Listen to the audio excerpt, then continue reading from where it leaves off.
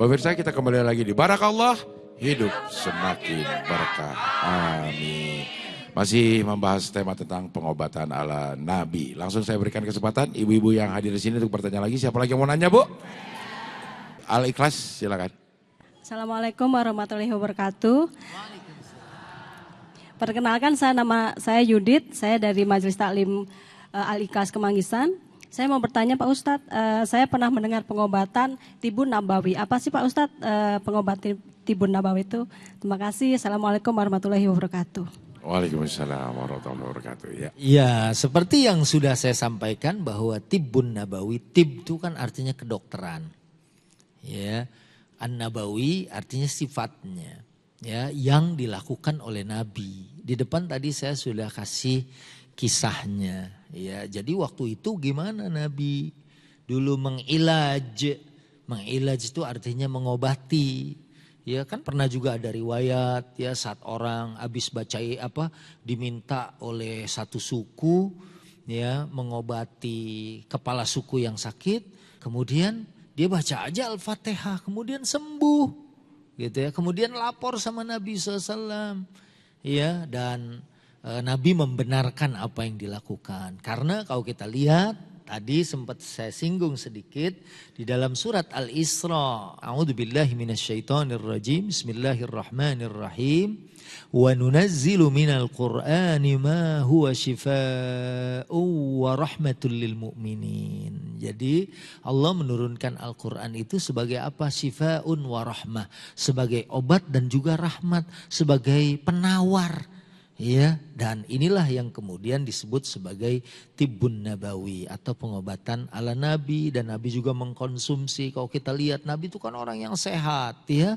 Makanannya apa sih? Misalnya kurma, misalnya labu kaya serat gitu ya. Kemudian habas sauda dipadukan dengan zaitun misalnya kan, ini juga antara panas dan dingin gitu kalau istilah kedokterannya gitu. Jadi kalau misalnya kita minum habas sauda itu panas tuh ya, kita imbangi dengan zaitun atau bisa konsumsi misalnya ketimun, karena itu bisa mendinginkan, jadi seimbang. Karena tubuh kita ini kan ya harus pas. Ya kalau terlalu panas juga ya mungkin orang bilang, wah ibu panas dalam nih gitu kan. Tenggorokan sakit dan lain sebagainya. Kalau terlalu dingin kita juga jadinya orang menganggap kita sakit. Nah itulah pengobatan ala Nabi SAW yang sampai kepada kita. Ya, begitu Ibu Yudit. Kalau ruqyah itu masuk ke mana tuh Ustaz? Ya ruqyah itu kan jampi artinya. Yang tadi kita baca, ayo. Ya. Bismillah. A'udzu bi'izzatillah wa qudratihi min syarri ma ajidu wa uhadir. Itu sambil dipegang. Itu kan doa. Atau misalnya ada orang kesurupan. Nah itu. Oh, minta kopi pahit. Padahal kopi udah digulain semua nih gitu kan. Gak ada kopi pahit gitu kan. Nah kemudian kita bacain ayat. Ya misalnya ayat-ayat yang ada hubungannya tentang sihir. Ya misalnya ada ayat Al-Quran ya bahwa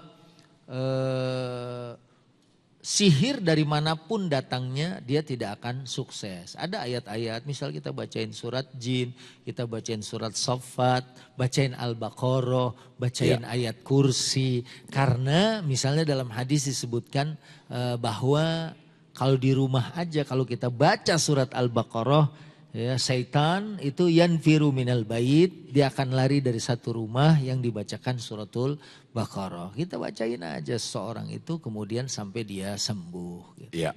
Jadi kalau ngeruqyah memang nggak harus orang yang punya kayak ijazah gitu. Setiap orang bisa meruqyah. Bahkan kalau yang tadi kan Nabi ngajarin kita meruqyah diri kita sendiri. Ya. Dan Nabi pernah kalau sakit biasanya malaikat Jibril datang. Kemudian meruqyah Nabi SAW. Adanya surat Muawwidzatain itu kan surat perlindungan. Kita kalau mau tidur nih, ya mau tidur habis wudu, Ya, mungkin kita baca beberapa zikiran ada di dalam hadis-hadis. Kita juga bisa baca Qul huwallahu ahad, ya. Kemudian kita tiup di tangan kita, kemudian kita balur ke seluruh tubuh ya. kecuali kemaluan dan dubur, ya. Ini semua diusap. Habis itu baca lagi Qul a'udzu birabbil falaq 3 kali, tiup. Kemudian dibalur lagi, itu perlindungan, ya. Dan tadi ya dalam satu hadis riwayat Ahmad, kalau Nabi sakit, rokohu Jibril. Rokohu Jibril artinya Jibril malaikat meruqyahnya. Bismillahi yubrika wa min kulli da'in yashfika. Wa min syarri hasidin idha hasada wa min kulli dhi ainin. Kata malaikat Jibril datang ke Rasulullah SAW. Bismillah sambil menyebut nama Allah supaya Nabi itu sehat. Wa min kulli da'in yashfika. Dari setiap penyakit Allah menyembuhkan engkau. Wa min syarri hasidin idha hasada. Dan dari setiap orang yang hasad. Karena Nabi kan dalam sebab turunnya surat Mu'awwidhatain yang tadi kulhu, kul a'udzu birabbil falaq, kul a'udzu birabbin nas.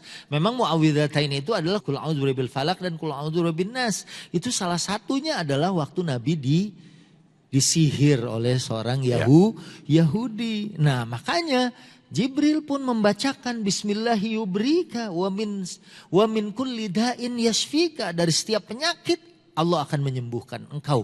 Wa min syarri hasidin, dan dari kejelekan orang-orang yang hasad, orang-orang yang dengki kepada kita. Ya, idza hasada, kalau mereka hasad. Kemudian wa min kulli dhi ainin, atau karena pandangan orang. Karena kita bisa sakit karena pandangan, Bu. Apa yang disebut dengan penyakit ain.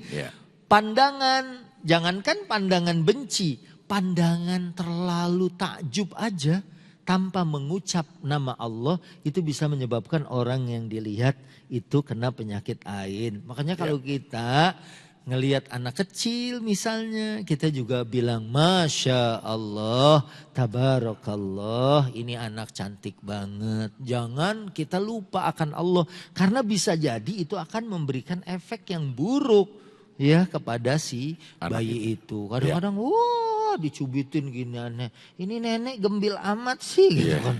Rupanya dia salah nyubit, bukan anaknya malah neneknya gitu.